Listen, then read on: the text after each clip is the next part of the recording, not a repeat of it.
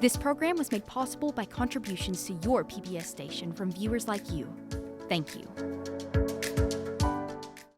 Wish You Were Here, produced under an agreement with the Upper Cumberland Development District and made possible in part through support from the United States Department of Commerce Economic Development Administration. In the heart of Tennessee, there's a little slice of heaven you just gotta see.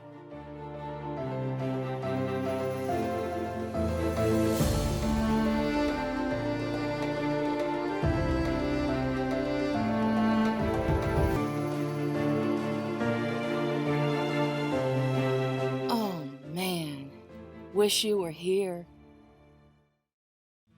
Hi, I'm Katelyn Steakley, your host for Wish You Were Here.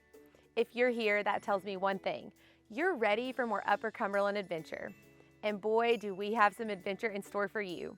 But before we meet up with our correspondents, let's do some exploring of our own right here on Cordell Hull Lake at Wildwood Resort and Marina in Granville, Tennessee.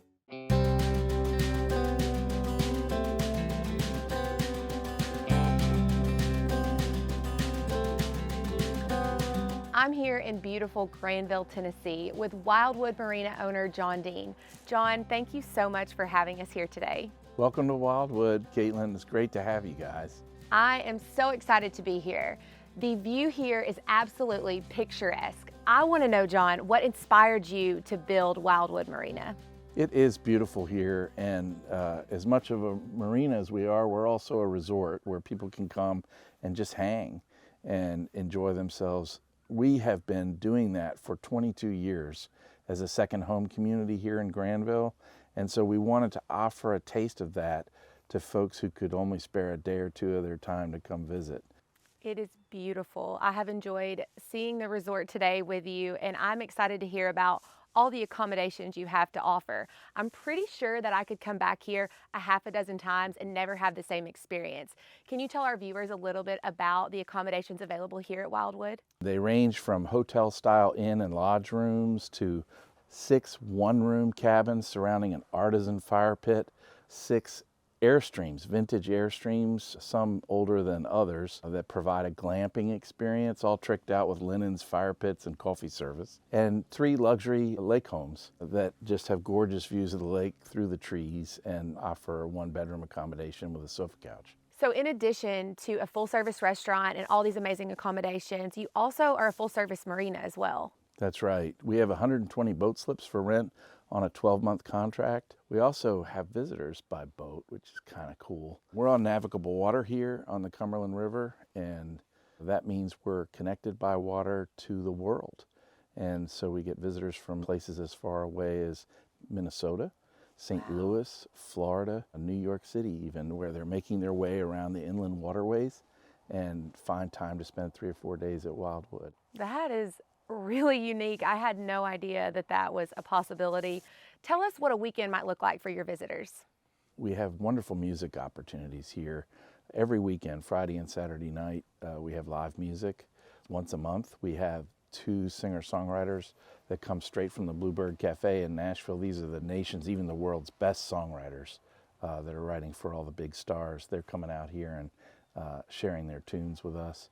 As a matter of fact, once a year, in the first weekend in November, we have a songwriter festival where we have a dozen of those songwriters and we just have music all day long. But we also have boats that people can take out either on their own or with one of our drivers guiding, maybe a sunset cruise in the evening. Kayaks, canoes, paddle boards, and pontoon boats are all available. The time here at Wildwood is magical. It's my understanding that it's even inspired some songs to be written. That's right. James Slater, who is one of our key headliners, has written a beautiful song that captures the spirit of Wildwood, which is on our website. I have so enjoyed talking to you this morning and this beautiful view on what is the longest boardwalk in the state of Tennessee. John, thank you so much for having us here at Wildwood. Thank you, Katelyn. It's really great to have you guys. See you soon then, Wildwood, Wildwood. Life is short, so what you waiting for? Wildwood, Wildwood. Yeah, what you waiting for? Wildwood. The Cumberland River is 688 miles long and is home to many different species of fish, including some monster-sized striped bass. Field correspondent Rafferty Cleary heard tales of the river monsters that live in the Cumberland and recruited some help as he began his quest. Let's join Rafferty on the Cumberland River out of Donaldson Park in Celina, Tennessee to see if his search was successful.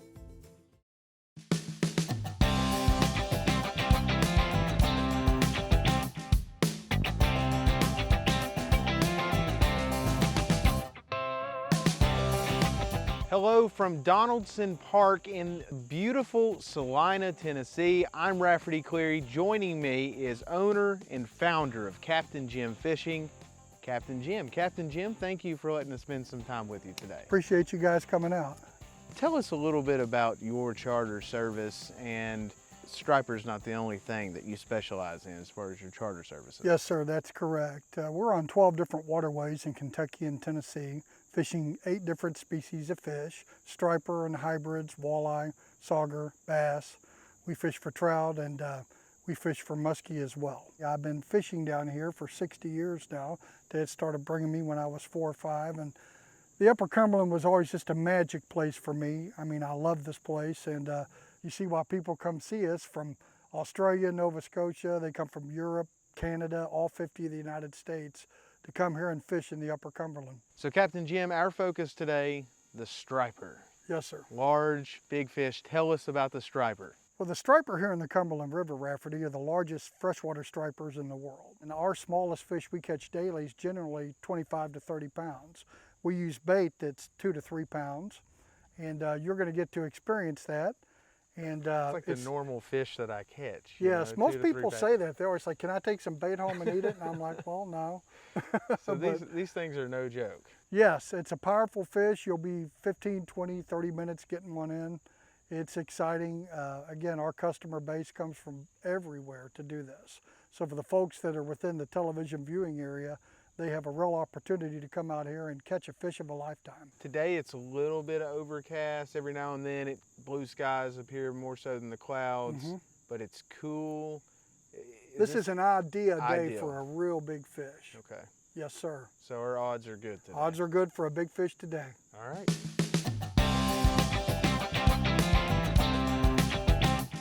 So you see how the planer board's playing out away from the boat? Right. Stripers have better eyesight than humans do, and they can see.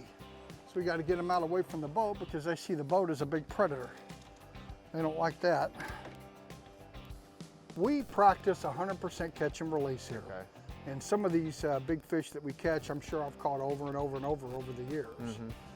Because if you took all the big fish out there, this wouldn't be any left. It takes them 15, 20, 25 years to get this big. Right. In my personal opinion, once a striper gets above 15, 20 pounds, yeah, the meat's just not as good. That one out there is getting a bit frisky. You'll see them start to move around when something's looking at them. Sometimes they may not be big enough to eat them, but when you're using 2 and 3 pound bait, Yeah.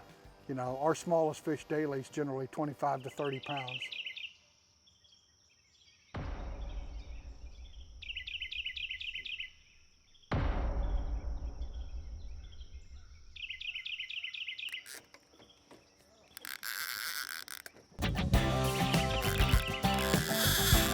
Great big fish.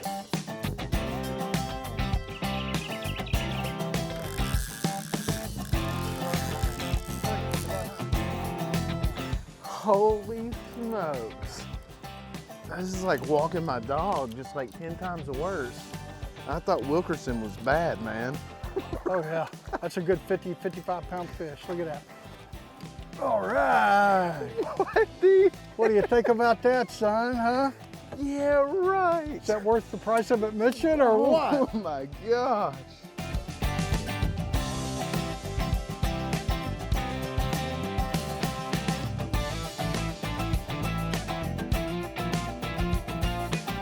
My legs are shaking, my hands are shaking, my body is like, I almost have a nervous feeling, you know? Because I've never felt something so powerful. If you had to guesstimate the weight, what do you think? That fish was 52, 53 pounds. Unbelievable. Yeah, about 4 pounds off the company record. Congratulations on your championship fish. I'm addicted right now. Yeah. Can we do one more before we leave?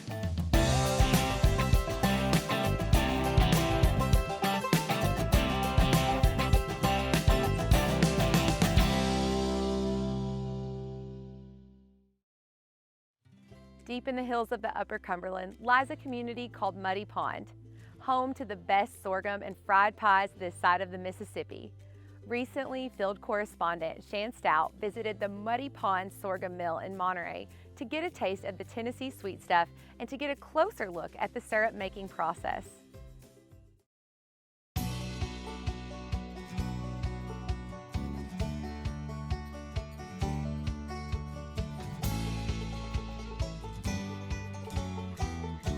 We are in beautiful Monterey, Tennessee, home of the best fried pies and sorghum, which means we are at none other than the Muddy Pond Sorghum Mill, and I'm here with the lovely Sherry Gunther, and she is co-owner and expert of everything sorghum.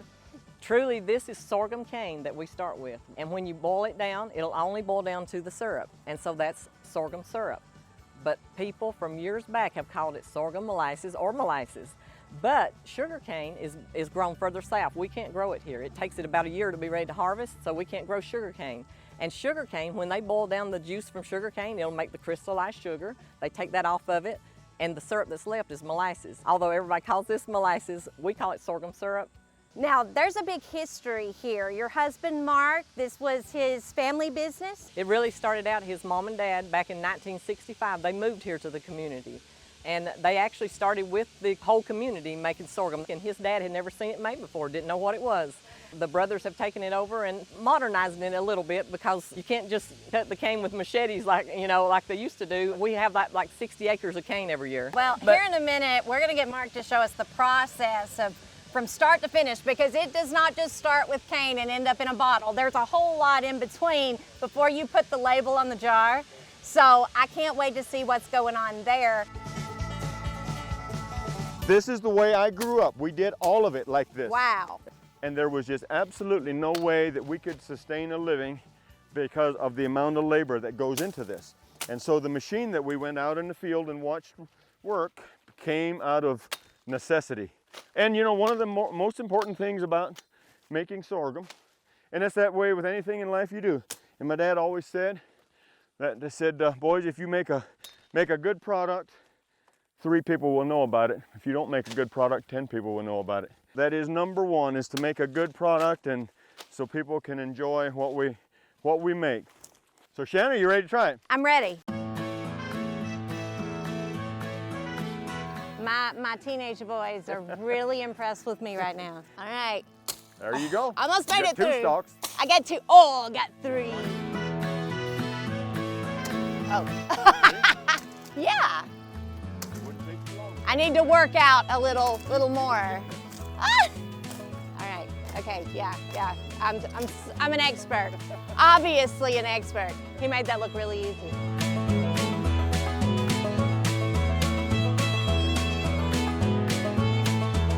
When you first arrive at the Muddy Pond Sorghum Mill, this is your first stop. This is the first thing that you're gonna see, and there's a lot of excitement that's about to happen right here. And this is the art of cane pressing. Now, I'm obviously not the expert on this beautiful craft, but I've brought the expert. And we have Eddie Gunther. He's not only the brother to Mark Gunther here at the Sorghum Mill, but he's also a partner in the business. Now, Eddie, tell us a little bit about the whole process for cane pressing. This is how it used to be done here with the horse. He just walks around pulling this pole and feed the cane into the set of rollers, which crushes the cane, and the juice runs out into a barrel and down under the ground in a pipe down to the mill where we're cooking. This is red. We're gonna have him go around and we'll feed some cane in there. Come boy. So basically all that's happening is you've got 3 rollers in this press that are turning with each other. And as you feed the cane in there, come on boy, it just crushes it. As you can see here, the juice collects down in this little tray and runs down into here, and then down into the pipe under the track, down to the mill.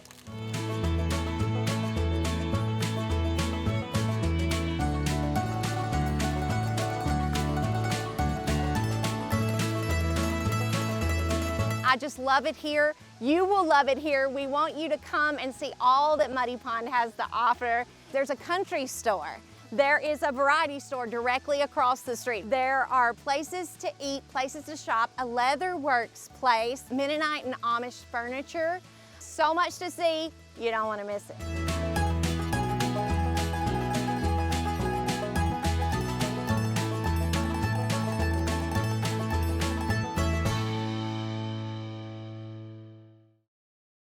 American aviator Amelia Earhart once said, "The lure of flying is the lure of beauty." If there is one awe-inspiring alternative route to soak in the views of the Upper Cumberland, it would be from the sky. Field correspondent Rafferty Cleary recently visited the Upper Cumberland Regional Airport in Sparta, Tennessee for their annual air fair.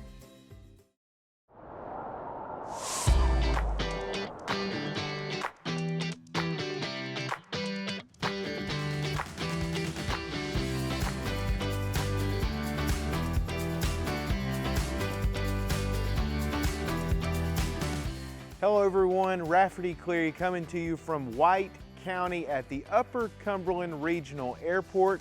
We're here for the annual air fair, and with me, Airport Manager Dean Selby. Dean, thank you for letting us spend some time with you today. Thank you, Rafferty, for inviting me. I appreciate it. No shortage of the wow factor here today. All kinds of aircraft, some spectacular sights.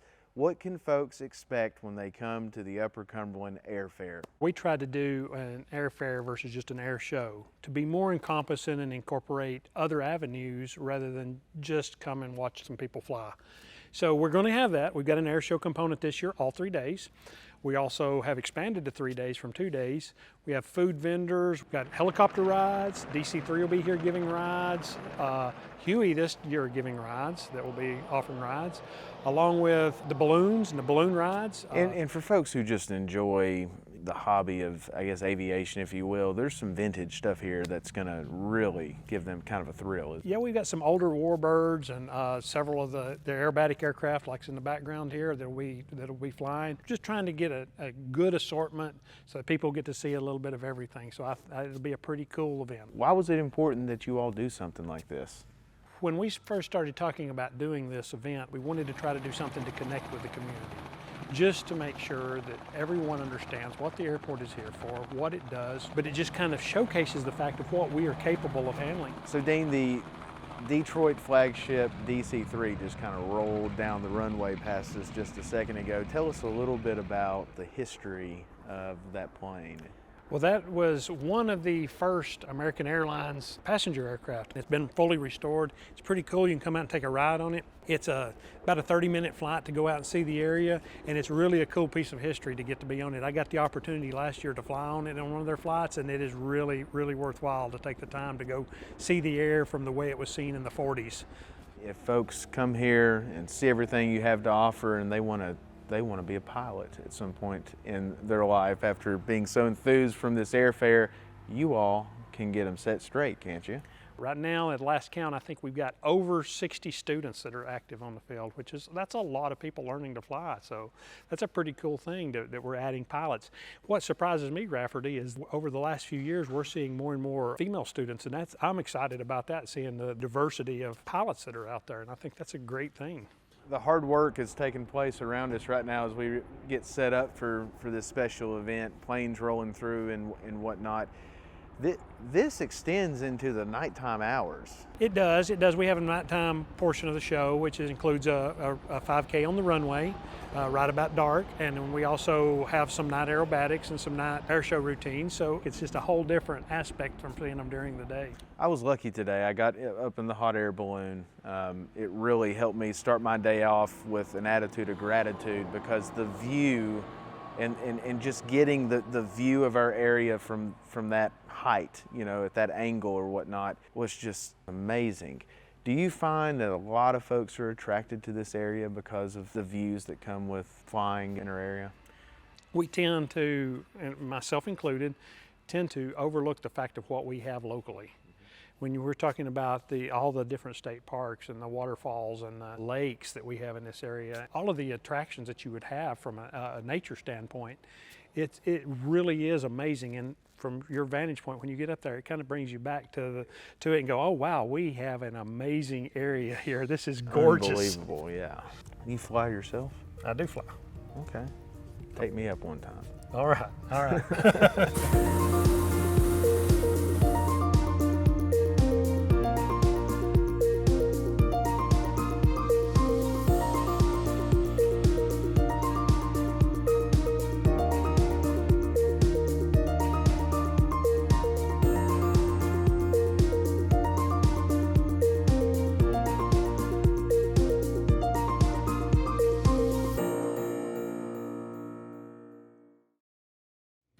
Before Tennessee politician Cordell Hull went on to be the longest-serving U.S. Secretary of State during the FDR administration, he spent his childhood days on the Hull family farm in Pickett County. Field correspondent Rafferty Cleary recently visited Cordell Hull Birthplace State Park to get a glimpse of what 1870s life was like for Cordell.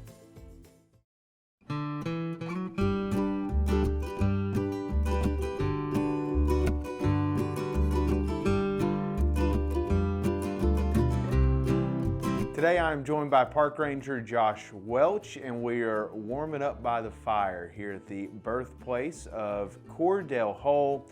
Josh, thanks for letting us spend some time with you today. No problem. Thanks for dropping by. Of course, the birthplace for Cordell Hull, grew up here with his 4 brothers, mother, and father.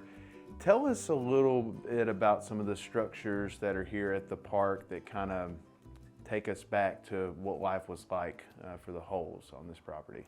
So we're currently standing in the birthplace cabin. This would have actually been the kitchen cabin, and the kitchen cabin would have been used by the family to prepare their meals, eat their meals. Across from the breezeway is the living quarters cabin, and that's where the family would have actually slept and done all their daily chores like spinning and weaving. Also here at the park is the visitor center or museum. What type of artifacts from Cordell Hull's life do you all have inside there? So we have a lot of his personal items and effects, all the way from the time he was a lawyer, all the way up until he was Secretary of State.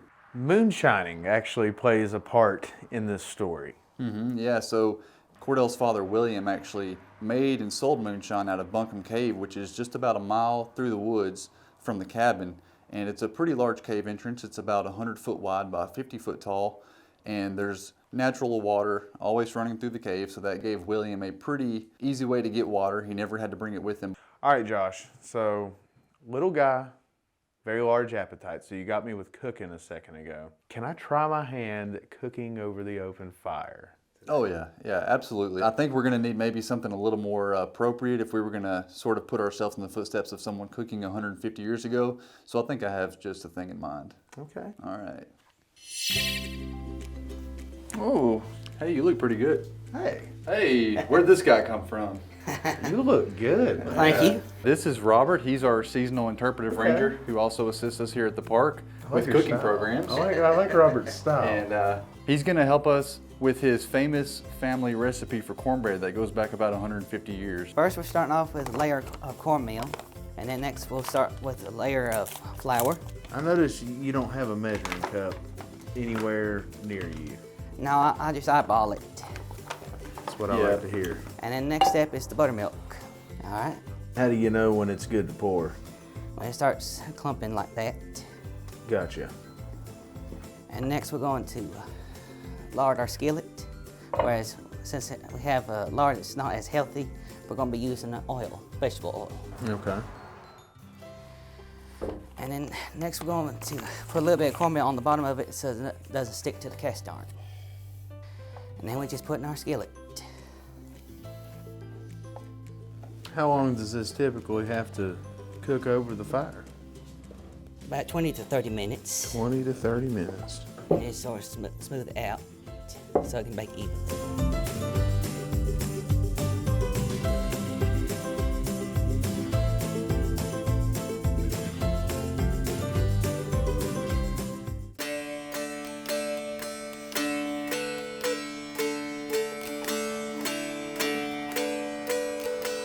Who wants first bite? Well, I think Robert should get the honors. All right, Robert. What do you think? Pretty good. Pretty good? Mm-hmm. Okay. Shall we dive in? Yeah. I concur. Pretty good. Pretty good, Pretty Robert. good.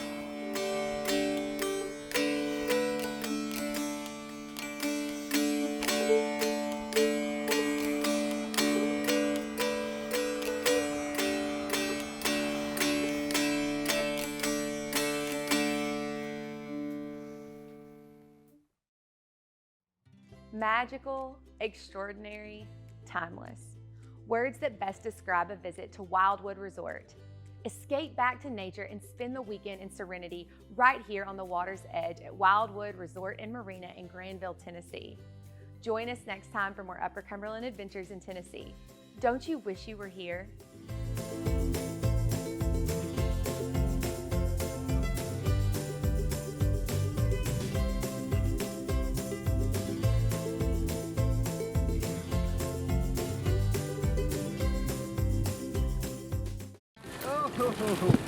Whoa! Hey, this is weird.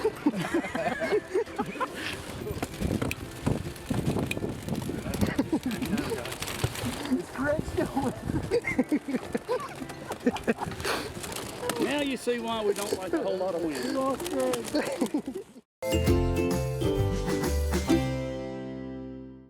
Wish You Were Here, produced under an agreement with the Upper Cumberland Development District and made possible in part through support from the United States Department of Commerce Economic Development Administration. This program was made possible by contributions to your PBS station from viewers like you. Thank you.